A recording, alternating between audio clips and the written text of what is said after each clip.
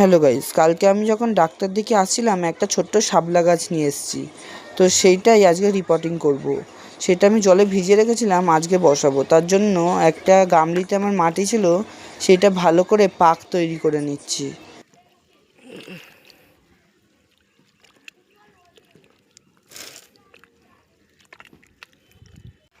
পাক তৈরি করা হয়ে গেছে ভালো করে নিয়ে এটা আমি একটা ছোট্ট গামলিতে বসাবো। তার জন্য দেখো, এই গামলিটা আমার খালি পড়েছিল, এই গামলিটার মধ্যেই আমি বসাবো।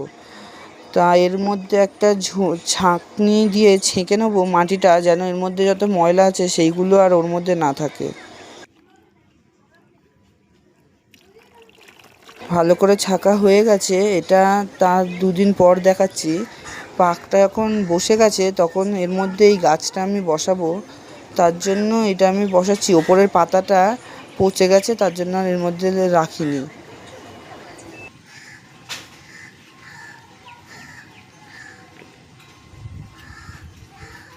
ওপরের এই বড় ডালটা আমি ভেঙে দিচ্ছি, দিয়ে এর মধ্যে জল দিয়ে নিচ্ছি। দেখো, এটা এরমভাবে কাদা কাদা হয়ে রয়েছে। 1 ঘন্টা পর তোমাদের দেখাচ্ছি। দেখো কি সুন্দর ছোট্ট পাতাটা দেখা যাচ্ছে।